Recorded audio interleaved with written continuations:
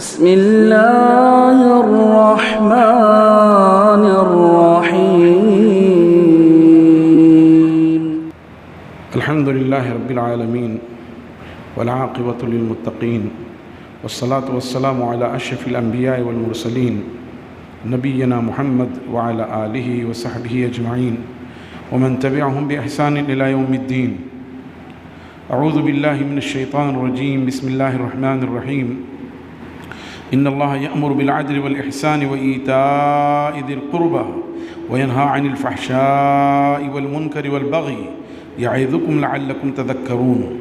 وأوفوا بعهد الله إذا عاهدتم ولا تنقضوا الأيمان بعد توكيدها وقد جعلتم الله عليكم كفيلا إن الله يعلم ما تفعلون. ولا تكونوا كالتي نقضت غزلها من بعد قوة أنكاثا تتخذون أيمانكم دخلا بينكم أن تكون أمة هي أربى من أمة إنما يبلوكم الله به وليبينن لكم يوم القيامة ما كنتم فيه تختلفون. ولو شاء الله لجعلكم أمة واحدة ولكن يضل من يشاء ويهدي من يشاء ولتسألن عما كنتم تعملون. ولا تتخذوا أيمانكم دخلا بينكم فتزل قدم بعد ثبوتها وتذوقوا السوء بما صددتم عن سبيل الله ولكم عذاب عظيم. یہ سورہ نحل کی آیات ہیں جو کل کی تراویح میں ہم نے سماعت کی ہیں. اللہ تعالی ہمارے اس سننے کو قبول فرمائے. اللہ تعالیٰ نے یہاں اہل ایمان کو حکم دیا ہے کہ وہ عدل سے کام لیں اور یہ انصاف اپنے اور پرائے سب کے لیے برابر ہو. ایسا نہ ہو کہ کسی قرابت داری کی بنیاد پر کسی کے ساتھ امتیازی سلوک کیا جائے.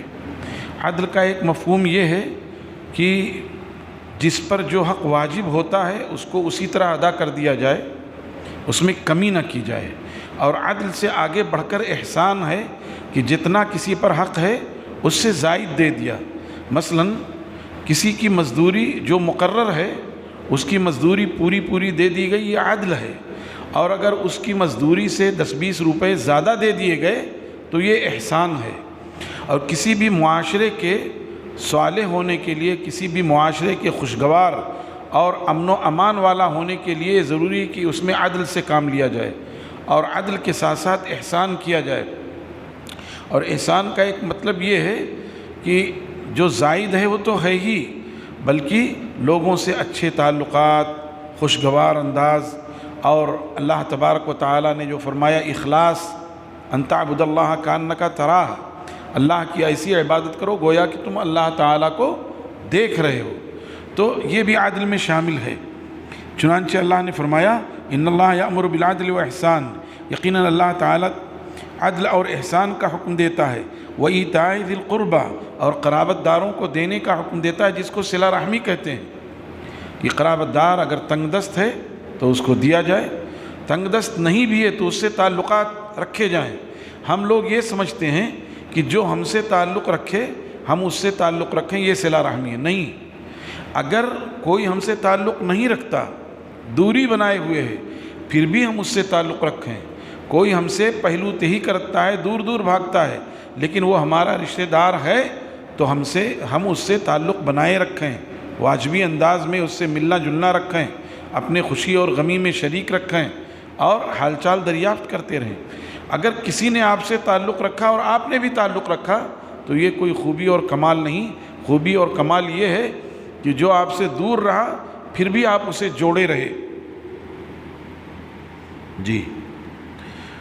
اور کیا فرمایا وَيَنْهَى عَنِ الْفَحْشَاءِ وَالْمُنْكَرِ، اور اللہ تعالیٰ برائیوں سے، منکر سے اور حد سے تجاوز کرنے سے روکتا ہے. فحشا بڑا عام لفظ ہے، اس میں بدکاری، ایسی چیزیں جو معاشرے کو خراب کرتی ہیں. جیسے آج کے دور میں لوگ مرد و زن کا اختلاط ہے.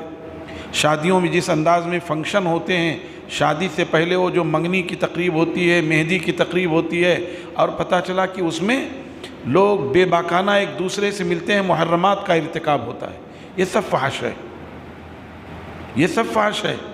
کیونکہ مال کا اسراف ہوتا ہے، مرد و زن کا اختلاط ہوتا ہے، غیر شرعی امور انجام پاتے ہیں، یہ ساری چیزیں شریعت کے منافی ہیں، وہ سب فحشا میں۔ ایسے ہی زنا سے جو قریب کرنے والی چیزیں ہوتی ہیں، ظاہر ہے آدمی آزادانہ ملتا ہے، وہیں سے تعلقات بنتے ہیں، وہیں سے بات چیت شروع ہوتی ہے اور وہیں سے معاملات پھر گہرائی تک چلے جاتے ہیں۔ اور ایسے ہی فرمایا گیا والمنکر، شریعت کے خلاف جو چیزیں ہیں وہ سب منکر ہیں۔ والبغی، اور حد سے تجاوز کر جانا، بغاوت بھی شامل ہے اس میں، اور کسی بھی چیز کی شریعت نے اجازت نہیں دی ہے اس میں آدمی زور آزمائی کرتے ہوئے اور جرات کے ساتھ کر جائے، یہ بغی ہے۔ یعظکم، اللہ تعالیٰ تمہیں نصیحت کر رہا ہے، لعلکم تذکرون، تاکہ تم نصیحت حاصل کرو۔ واوفوا بعہد اللہ اذا عاہدتم، اور تم اس عہد کو پورا کرو اللہ تعالیٰ سے جو تم نے عہد و پیمان کیا ہے، اس عہد و پیمان کو اللہ سے پورا کرو، بندوں سے جو عہد و پیمان کیا ہے وہ بندوں سے پورا کرو۔ ولا تنقضوا الایمان بعد توکیدہا، اور اپنی قسموں کو نہ توڑو اسے موقت، اسے پختہ کر لینے کے بعد، پختہ کر لینے کے بعد اپنی قسموں کو نہ توڑو۔ وقد جعلتم اللہ علیکم کفیلا، جبکہ تم نے اپنے اوپر اللہ کو ضامن بنا لیا، اللہ کے نام کی قسم کھا کر کے گویا اللہ کو ضامن بنا لیا ہے، تو اس قسم کو نہ توڑو۔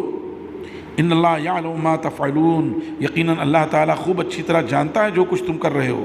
ولا تکونوا کاللتی نقضت غزلہا، اور تم اس عورت کے مانند نہ ہو جاؤ جس نے بڑی محنت کے ساتھ سوت کاتا، سوت تیار کیا، سوت کاتا، اور اس کے بعد پھر اسے ٹکڑا ٹکڑا کر دیا، انکاسا، ٹکڑے ٹکڑے خود ہی کر کے کاتا اور دھاگا بنایا اور اس کے بعد ٹکڑا ٹکڑا کر کے بے وزن کر دیا اس کو۔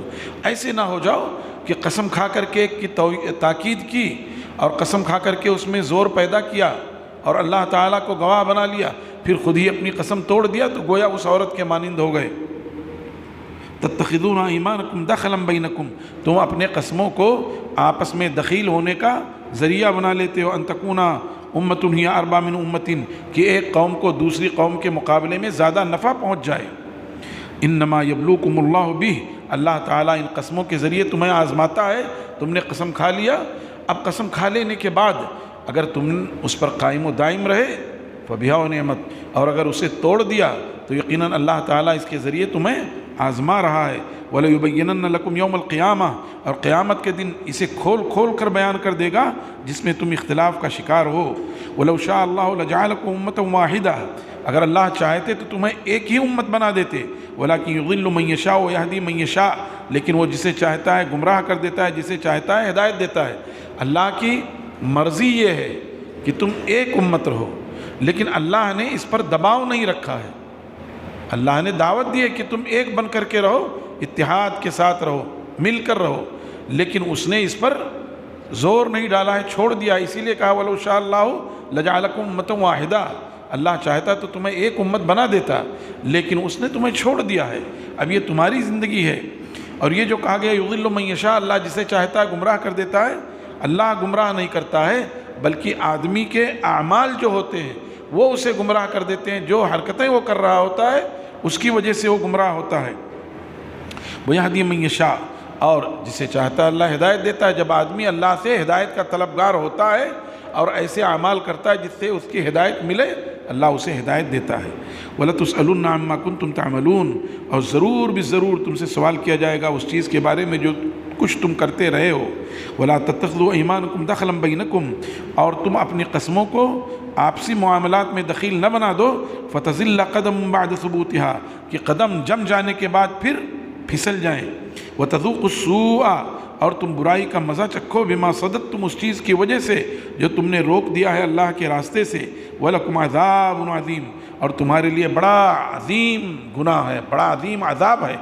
گویا قسموں کی رعایت اور اس کے حفاظت کا حکم دیا گیا ہے، اور خاص طور سے وہ قسم کہ فریقین کسی بھی معاملے پر جو ہے سمجھوتا کر رہے ہیں اور اس میں قسم کھائیں۔ اس میں ایک قسم کی شکل یہ ہوتی کہ آدمی اپنے طور پہ قسم کھا لیتا ہے، میں ایسا نہیں کروں گا، ویسا نہیں کروں گا، تو اس میں بھی کیا ہے، جس چیز کے لیے اس نے قسم کھایا ہے اگر اس سے اچھی شکل کوئی نظر آ رہی، مثلا اس نے قسم کھا لیا کہ میں اللہ کے راستے میں خرچ نہیں کروں گا، ظاہر ہے قسم کھا لیا جبکہ اللہ کے راستے میں خرچ کرنا اجر و ثواب کا باعث ہے، تو اس کی ذمہ داری ہے کہ وہ اس قسم کو توڑ دے اور اللہ کے راستے میں خرچ کرے اور اپنے قسم کا کفارہ دے دے۔ یہاں اس قسم کا خاص طور سے ذکر ہے جو دو قوموں، دو فریقوں کے درمیان کسی بھی معاملے پر ہوتا ہے اور قسم کھا کر کے تاکید کی جاتی ہے، وہاں یہ معاملہ ہے۔ وَلَا تَشْتَرُوا بِعَهْدِ اللَّهِ ثَمَنًا قَلِيلًا، اور اللہ کے عہد و پیمان کو تھوڑی قیمت کے عوض نہ بیچ دو۔ انما عند اللہ هو خیر لکم، یقیناً اللہ تعالیٰ کے پاس وہ تمہارے لیے بہتر ہے اگر تم جانتے ہو۔ ما عندکم ینفد وما عند اللہ باق، اللہ جو تمہارے پاس ہے وہ ختم ہو جانے والا ہے، جو اللہ کے پاس ہے وہ باقی رہنے والا ہے۔ لیکن اسی وجہ سے اللہ سے جو عہد و پیمان کیا ہے اس کو برقرار رکھو، اس کے نتیجے میں اللہ تعالیٰ جو تمہیں دے گا وہ ہمیشہ ہمیش کے لیے اور باقی رہنے والا ہے۔ اور اللہ کے عہد و پیمان کو توڑ کر کے اگر کچھ حاصل کرتے ہو تو اس کا انجام فنا ہو جانا ہے۔ وہی فرمایا ما عندکم ینفد وما عند اللہ باق، جو تمہارے پاس ہے وہ ختم ہو جانے والا ہے اور جو اللہ کے پاس ہے وہ باقی رہنے والا ہے۔ وَلَنَجْزِيَنَّ الَّذِينَ صَبَرُوا أَجْرَهُمْ بِأَحْسَنِ مَا كَانُوا يَعْمَلُونَ، اور ہم ضرور بھی ضرور بدلہ دیں گے ان لوگوں کو جنہوں نے صبر کیا ہے، ان کا بدلہ اچھے انداز میں اس چیز کی وجہ سے جو کرتے رہے ہیں۔ من عمل صالحا من ذکر او انثى وهو مؤمن فلنحيينه حیاة طیبة ولنجزینهم اجرهم باحسن ما كانوا يعملون۔ جس کسی نے بھی نیک کام کیے ہیں ایمان کے ساتھ، جس کسی نے بھی من عمل صالحا، جس کسی نے بھی نیک کام کیا ہے، چاہے وہ مذکر ہو چاہے مؤنث ہو، مرد ہو یا عورت ہو، وهو مؤمن، شرط ہے یہ اس حال میں کہ وہ مومن ہو۔ نیک عمل ایمان کے ساتھ وابستہ ہے تو اجر و ثواب کا باعث ہے، لیکن نیک عمل اگر ایمان کے ساتھ وابستہ نہیں ہے تو وہ عمل اکارت ہے، دنیا میں اس کی تعریف ہو جائے گی، واہ واہی ہو جائے گی، شہرت مل جائے گی، لیکن آخرت میں اسے کچھ نہیں ملے گا۔ وہ مومن، اس حال میں کہ وہ مومن ہے، فَلَنُحْيِيَنَّهُ حَيَاةً طَيِّبَةً، تو ہم اسے اچھی زندگی دیں گے، دنیا میں اچھی زندگی۔ وَلَنَجْزِيَنَّهُمْ أَجْرَهُمْ، اور ہم ضرور بھی ضرور بدلہ دیں گے ان کا، بِأَحْسَنِ مَا كَانُوا يَعْمَلُونَ، اچھے انداز میں جو کچھ نیک کام کرتے رہے ہیں۔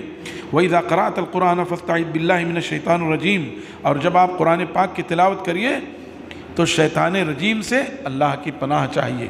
یہ حکم گرچہ رسول اللہ صلی اللہ علیہ وسلم کو ہے لیکن پوری امت کو یہ حکم ہے، اور اسی لیے خاص طور سے قرآن پاک پڑھتے وقت اعوذ باللہ من الشیطان الرجیم پڑھنا چاہیے، پھر اس کے بعد بسم اللہ الرحمن الرحیم۔ یہ خاص ہے قرآن پاک کے ساتھ کہ آپ اعوذ باللہ من الشیطان الرجیم پڑھیے، پھر اس کے بعد بسم اللہ الرحمن الرحیم اور دوسری چیزیں خاص ہے۔ انہ لیس لہ سلطان علی الذین آمنوا، یقیناً اسے کوئی طاقت اور قوت نہیں ان لوگوں پر جو ایمان لائے ہیں اور جو اپنے رب پر بھروسہ کرتے ہیں۔ اگر وہ اپنے رب کی پناہ میں آ جاتے ہیں، شیطان رجیم مردود سے اللہ کی پناہ حاصل کر لیتے ہیں، تو شیطان رجیم کا پھر کوئی زور نہیں چلتا ان لوگوں پر جو ایمان لائیں، جو اللہ پر بھروسہ کرتے ہیں۔ انما سلطانہ علی الذین یتولونہ، یقیناً اس کا زور ان لوگوں پر چلتا ہے جو اس کو اپنا ولی مانتے ہیں، جو اس کے پیچھے پیچھے چلتے ہیں۔ والذین هم بہ مشرکون، اور وہ لوگ جو اس کو شریک ٹھہراتے ہیں اللہ کے ساتھ، اس کا زور ان پر چلتا ہے۔ وَإِذَا بَدَّلْنَا آیَةً مَكَانَ آیَةٍ وَاللَّهُ أَعْلَمُ بِمَا يُنَزِّلُ قَالُوا إِنَّمَا أَنْتَ مُفْتَرٍ بَلْ أَكْثَرُهُمْ لَا يَعْلَمُونَ، اور جب ہم کسی آیت کی جگہ کوئی دوسری آیت بدل دیتے ہیں، ایک حکم کی جگہ دوسرا حکم بدل دیتے ہیں، اللہ نے فرمایا مَا نَنسَخْ مِنْ آیَةٍ أَوْ نُنْسِهَا نَأْتِ بِخَيْرٍ مِنْهَا وَمِثْلِهَا، ہم کسی آیت کو منسوخ نہیں کرتے ہیں مگر اس سے اچھا لاتے ہیں یا اسی کے مثل لاتے ہیں۔ وہی بات یہاں کہی گئی، اور جب ہم بدل دیتے ہیں کسی آیت کو ایک آیت کے بدلے میں، اور اللہ اچھی طرح جانتے ہیں کہ وہ کیا نازل کر رہا ہے، تو یہ مشرکین، یہ کفار کیا کہتے ہیں؟ انما انت مفتر، اے محمد تم تو گڑھنے والے ہو، تم نے اپنی طرف سے گڑھ لیا ہے۔ بل اکثرہم لا یعلمون، بلکہ یہ کفار و مشرکین میں سے اکثر و بیشتر کچھ جانتے ہی نہیں ہیں۔ قل نزلہ روح القدس، آپ کہہ دیجئے کہ ان آیات کو یا اس حکم کو میری طرف سے نہیں ہے، اسے جبریل امین لے کر کے آئے ہیں اپنے رب کی جانب سے، وہ بھی حق کے ساتھ۔ جبریل بھی اپنی منمانی سے نہیں لائے، اللہ کے حکم سے لائے اور حق کے ساتھ لائے ہیں۔ کیوں؟ لیثبت الذین آمنوا، تاکہ وہ اہل ایمان کو ثابت قدم رکھیں، وہدی وبشریٰ للمسلمین، اور یہ حکم، یہ آیت جو بدل کر آئی، یہ ہدایت ہے اور بشارت ہے مسلمانوں کے لیے۔ وَلَقَدْ نَعْلَمُ أَنَّهُمْ يَقُولُونَ إِنَّمَا يُعَلِّمُهُ بَشَرٌ لِسَانُ الَّذِي يُلْحِدُونَ إِلَيْهِ أَعْجَمِيٌّ وَهَذَا لِسَانٌ عَرَبِيٌّ مُبِينٌ۔ کیا ہوتا تھا؟ یہ قریش یہ کہتے تھے، بعض غلام اور خادم ایسے تھے جو زمانہ جاہلیت میں یہودی یا نصرانی ہو گئے تھے، تو یہ کہتے تھے کہ یہی خادم یا غلام ہیں جو محمد کو یہ سب سکھاتے ہیں صلی اللہ علیہ وسلم۔ اللہ تعالیٰ نے کہا کہ دیکھو ان غلاموں کی زبان بھی وہ خود عجمی ہیں، ان کی زبان عربی والی روانی والی نہیں ہے، اور تم عرب داں ہو اور قرآن ایسی عربی روانی میں ہے کہ آج تک تم اس کا جواب نہیں دے سکے، تو تمہارا یہ کہنا محض باطل ہے، عناد ہے، دشمنی ہے، تمہارے اس قول کی کوئی حیثیت نہیں ہے۔ وہی فرمایا، اور تحقیق کی ہم اچھی طرح جانتے ہیں کہ یہ لوگ کہتے ہیں انما یعلمہ بشر، کہ محمد کو صلی اللہ علیہ وسلم سکھلاتا ہے کوئی انسان۔ لسان الذی یلحدون الیہ، لسان الذی یلحدون الیہ، وہ اس زبان میں جس کو یہ کہتے ہیں کہ عجمی ہیں، جبکہ یہ قرآن تو عربی زبان میں ہے، پھر کیسے وہ یہ بات کہتے ہیں؟ ان الذین لا یؤمنون بآیات اللہ لا یہدیہم اللہ ولہم عذاب علیم، یقیناً وہ لوگ جو اللہ کی آیات پر ایمان نہیں لاتے، اللہ انہیں رہنمائی نہیں کرے گا، انہیں ہدایت نہیں دے گا۔ جب وہ اللہ کی آیات پر ایمان نہیں لائے تو پھر اللہ انہیں کس بنیاد پر ہدایت دے گا؟ ان کے لیے بڑا بھاری عذاب ہے، دردناک عذاب ہے۔ انما یفتری الکذب الذین لا یؤمنون بآیات اللہ واولئک هم الکاذبون، یقیناً گڑھتے تو وہ جھوٹ تو وہ لوگ گڑھتے ہیں جو اللہ کی آیات پر ایمان نہیں لائے ہیں۔ فالتو گیری والی بات وہ کرتے ہیں جو اللہ کی آیات پر ایمان نہیں لائے ہیں۔ واولئک هم الکاذبون، اور سچی بات ہے کہ یہی جھوٹے ہیں۔ من کفر باللہ من بعد ایمانہ، جو اللہ کا انکار کر دے ایمان لانے کے بعد، یعنی مرتد ہو جائے۔ الا من اکرہ وقلبہ مطمئن، سوائے اس کے کہ کوئی مجبور کر دیا گیا، دشمنوں نے سے گھیر لیا، اور گھیر کر کے آپ زبردستی اس کو شرکیہ کلمہ کہلوا رہے ہیں، جو آج کل ہو رہا ہے، برادران وطن اپنی کثرت کے گھمنڈ میں کر رہے ہیں۔ شری رام کہو، جے شری رام کہو۔ اگر ایک آدمی اب مطمئن ہے اس کا دل کہ وہ مومن ہے اور اس کے اعمال ایمان والے ہیں، لیکن وہ مجبور کر دیا گیا ہے، اگر اس نے اپنی زبان سے کفر کا کلمہ کہہ دیا تو انشاءاللہ اس کے ایمان پر کوئی فرق نہیں ہوگا۔ قلبہ مطمئن بالایمان، اس کا دل ایمان پر مطمئن ہے تو اس کا کچھ نہیں ہوگا۔ لیکن ولیکن من شرح بالکفر صدرا، لیکن جو کھلے دل سے ایمان لانے کے بعد مرتد ہو گیا، کھلے دل سے ایمان لانے کے بعد کفر کی طرف چلا گیا، فعلیہم غضب من اللہ، تو ان پر غضب ہے اللہ کی جانب سے، وَلَهُمْ عَذَابٌ عَظِيمٌ، اور ان کے لیے بڑا بھاری عذاب ہے۔ ذَلِكَ بِأَنَّهُمْ اسْتَحَبُّوا الْحَيَاةَ الدُّنْيَا، یہ اس وجہ سے ہے کہ انہوں نے دنیاوی زندگی کو پسند کر لیا ہے آخرت کے مقابلے میں۔ وَأَنَّ اللَّهَ لَا يَهْدِي الْقَوْمَ الْكَافِرِينَ، اور یہ کہ اللہ تعالیٰ کافر قوم کو ہدایت نہیں دیتا۔ أُولَٰئِكَ الَّذِينَ طَبَعَ اللَّهُ عَلَىٰ قُلُوبِهِمْ، یہی وہ لوگ ہیں کہ اللہ تعالیٰ نے ان کے دلوں پر، ان کے کانوں پر، ان کی آنکھوں پر مہر لگا دیا ہے، اور یہی وہ لوگ ہیں جو غافل ہیں۔ لا جرم انہم فی الآخرۃ هم الاخسرون، کچھ شک نہیں، کچھ شبہ نہیں کہ آخرت میں یہی خسارہ اٹھانے والے لوگ ہیں۔ ثم ان ربک للذین ہاجروا من بعد ما فتنوا ثم جاہدوا وصبروا ان ربک من بعدها لغفور رحیم، پھر یہ کہ آپ کا رب ان لوگوں کے لیے جنہوں نے ہجرت کیا اس کے بعد کہ وہ مکہ مکرمہ میں آزمائے گئے، ستائے گئے، طرح طرح کی اذیتیں دی گئیں، اور اس کے بعد جب انہیں موقع ملا تو انہوں نے ہجرت کیا، اور ہجرت کرنے کے بعد جب وہ مدینہ طیبہ آئے تو جی جان سے جہاد کیا، اور اس راستے میں جو تکلیفیں پہنچی اس پر صبر کیا۔ اللہ فرماتے ہیں ان ربک من بعدها لغفور رحیم، یقیناً تمہارا آپ کا رب اس کے بعد ضرور بھی ضرور بہت زیادہ بخشنے والا اور بہت زیادہ جو ہے رحم کرنے والا ہے۔ اس کے بعد اللہ تبارک و تعالی نے فرمایا ان ابراہیم، ایک رکو چھوڑ کر، ان ابراہیم کان امۃ قانتا، ابراہیم اکیلے فرما بردار جماعت تھے اللہ کے لیے، یکسو تھے اللہ کے توحید کی طرف، ولم یک من المشرکین، اور وہ مشرکین میں سے نہیں تھے، شاکرا لانعمہ، اللہ کے انعامات پر شکر گزار تھے، اجتباہ و ہداہ، اللہ نے انہیں چن لیا اور انہیں ہدایت دی سیدھے راستے کی طرف. وَآتَيْنَاهُ فِي الدُّنْيَا حَسَنَةً، اور اللہ تبارک و تعالی نے انہیں دنیا میں بھلائیاں عطا فرمائی. وَإِنَّهُ فِي الْآخِرَةِ لَمِنَ الصَّالِحِينَ، اور یقیناً وہ آخرت میں ضرور بالضرور نیکوں میں ہوں گے. ثُمَّ أَوْحَيْنَا إِلَيْكَ أَنِ اتَّبِعْ مِلَّةَ إِبْرَاهِيمَ حَنِيفًا، پھر ہم نے آپ کی جانب وحی کی. ابراہیم علیہ السلام کا مقام و مرتبہ دیکھیے کہ رسول اللہ علیہ وسلم خاتم الرسل، سید الرسل، سید کائنات، اس کے باوجود رسول اللہ علیہ وسلم کو حکم ہو رہا ہے کہ ابراہیم کے طریقے کی پیروی کرو. ثم اوحینا الیک، پھر ہم نے آپ کی جانب وحی کی ان اتبع ملت ابراہیم حنیفا، یہ کہ ابراہیم کے ملت کی پیروی کرو. وما کان من المشرکین، اور ابراہیم مشرکوں میں سے نہیں تھے.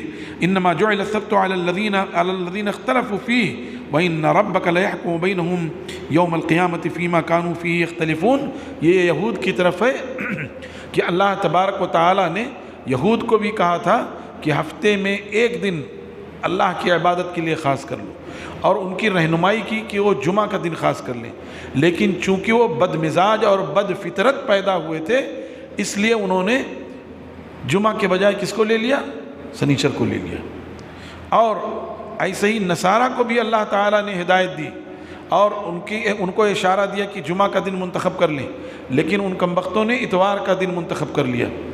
اور امت محمد صلی اللہ علیہ وسلم کو اللہ تعالیٰ نے جمعہ کے دن کا بنایا تو امت نے اس کو قبول کر لیا. لہذا یہ امت ان دونوں سے آگے ہے، ان دونوں سے آگے ہے یہ امت. اور اب جب امت محمد صلی اللہ علیہ وسلم نے جمعہ کے دن کو خاص کر لیا تو الٹا اب یہ حسد بھی کرنے لگے ان سے.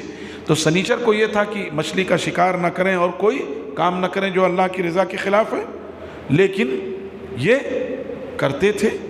بس کیا ہوتا تھا کہ سنیچر کو نہیں کرتے تھے، سنیچر کو یہ لوگ جال لگا دیتے نہیں جمعہ کی شام میں، اور اتوار کو مچھلیوں کا شکار کرتے. اسی کی طرف اشارہ کیا گیا ہے. جی انما جعل السبت علی الذین، سنیچر کا دن تو ان لوگوں کے لیے تھا جنہوں نے باہم اختلاف کیا، اور یقیناً آپ کا رب ضرور بھی ضرور فیصلہ کرے گا قیامت کے دن ان کے درمیان جو باہم اختلاف کر رہے تھے. پھر آگے فرمایا گیا ادعو الی سبیل ربک بالحکمۃ والموعظۃ الحسنہ، اپنے رب کے راستے کی طرف بلائیے حکمت کے ساتھ اور اچھی نصیحت کے ساتھ. حکمت کے ساتھ، ڈنڈا مار اور لٹھ مار طریقے سے نہیں. ہاں جیسے بہت سارے دعات کا طریقہ ہے کہ بالکل بے لچک گفتگو کرتے ہیں، ڈنڈا مار گفتگو کرتے ہیں، ظاہر ہے وہ کبھی مفید نہیں ہے. حکمت کے ساتھ، نرم گفتگو کے ساتھ. قولا لہ قولا لینا لعلہ یتذکر او یخشی. موسیٰ اور ہارون سے کہا گیا فرعون کے پاس جاؤ اور اس سے نرم گفتگو کرو. جبکہ کس سے کہا نرم گفتگو کرو؟ جس نے دعویٰ کیا کہ انا ربکم الاعلی، سیدھا سیدھا اللہ کے مقابلے میں آ گیا. لیکن کیا کہا گیا؟ قولا لہ قولا لینا لعلہ یتذکر او یخشی. اس سے نرم گفتگو کرنا، شاید کہ وہ ڈر جائے، نصیحت حاصل کرے یا ڈر جائے. ہمارے ہاں اس بات کی کمی ہوتی ہے، بے سوچے سمجھے بہت سخت سست انداز میں خود مسلمانوں کے بعض گروہوں کے تعلق سے بڑے تلخ باتیں کہہ دیتے ہیں، اور کفار کے تعلق سے بھی. اس میں لحاظ کرنا چاہیے اور حکمت کے ساتھ بات ہونی چاہیے. وجادلہم باللتی احسن، اور اس طریقے پر ان سے جدال کیا جائے جو اچھا ہے. ان ربک هو اعلم بمن ضل عن سبیلہ، یقیناً آپ کا رب خوب اچھی طرح جانتا ہے جو اس کے راستے سے بھٹک گیا ہے. وهو اعلم بالمہتدین، اور وہ اچھی طرح جانتا ہے جو راہیاب ہیں. وان عاقبتم فعاقبوا بمثل ما عوقبتم به، اور اگر تم پر کسی نے تجاوز کیا، تمہیں سزا دی، تمہیں تکلیف دی، تو تم بھی اس انداز میں اس سے بدلہ لے سکتے ہو جتنا اس نے تمہارے ساتھ زیادتی کی ہے، اتنا ہی، اس سے آگے نہیں. وَإِنْ عَاقَبْتُمْ، اور اگر تم سزا دو، فَعَاقِبُوا بِمِثْلِ مَا عُوقِبْتُمْ بِهِ، تم اسی کی مثل سزا دو جتنا تمہیں دیا گیا ہے. وَلَئِنْ صَبَرْتُمْ لَهُوَ خَيْرٌ لِلصَّابِرِينَ، اور اگر تم نے صبر کر لیا تو یہ صبر کرنے والوں کے لیے بہتر ہے. وَاصْبِرْ وَمَا صَبْرُكَ إِلَّا بِاللَّهِ، اور صبر کرو اور تمہارا صبر صرف اللہ کی رضا کے لیے، اس کی خوشنودی کے لیے ہے. وَلَا تَحْزَنْ عَلَيْهِمْ، اور آپ ان پر رنجور اور غمگین نہ ہوں. وَلَا تَكُ فِي ضَيْقٍ مِّمَّا يَمْكُرُونَ، اور آپ تنگی میں مبتلا نہ ہو جائیں جو یہ مکر و فریب، سازش، چال چل رہے ہیں یہ کفار و مشرکین، آپ اس کی وجہ سے تنگی میں مبتلا نہ ہو جائیں. اللہ تعالیٰ آپ کے لیے کافی ہے. ان اللہ مع الذین اتقوا، یقیناً اللہ تعالیٰ ان لوگوں کے ساتھ ہے جنہوں نے تقوی اختیار کیا، والذین هم محسنون، اور اللہ ان کے ساتھ ہے جو نیک ہیں۔ تو جس کے ساتھ اللہ تعالیٰ ہو، دنیا بھر کی سازشیں، مکر و فریب اس کا کچھ بگاڑ نہیں سکتے۔ عارضی طور پر تھوڑی اذیت دیں گے لیکن مستقل انجام متقیوں کے لیے، اسی لیے بار بار کہا جاتا ہے والعاقبۃ للمتقین، انجام تو متقیوں کے لیے ہے۔ تو ان آیات میں اللہ تبارک و تعالیٰ نے ہمیں نیکی بھلائی کرنے کا حکم دیا ہے، منکرات سے، فواحش سے، بغی سے بچنے کا حکم دیا ہے، قرابت داروں کے ساتھ صلہ رحمی کرنے کا حکم دیا ہے، اور یہ کہ ابراہیم خلیل کے طریقے کی پیروی کا حکم دیا جو محمد صلی اللہ علیہ وسلم کا طریقہ ہے۔ محمد صلی اللہ علیہ وسلم کے طریقے پر زندگی گزاری جائے، اور کفار اور مشرکین کی جانب سے اگر اذیت پہنچے تو اس پر صبر کیا جائے، دعوت کا کام کیا جائے، اچھے انداز میں، نرم انداز میں دعوت کا کام کیا جائے، اور یہ یقین رکھا جائے کہ جو اللہ کا تقوی اختیار کرتا ہے، جو نیک کام کرتا ہے، اللہ تعالیٰ اس کے ساتھ ہے۔ اللہ تعالیٰ سے دعا ہے کہ اللہ تعالیٰ ہمیں ان احکامات پر، ان آیات پر عمل کی توفیق عطا فرما دے۔ اللہم اجعل القرآن ربیع قلبی ونور صدری وبصری وجلاء حزنی وذہاب ہمی، وصلی اللہ وسلم وبارک علی نبینا محمد وعلی آلہ وصحبہ اجمعین۔ والسلام علیکم ورحمۃ اللہ وبرکاتہ۔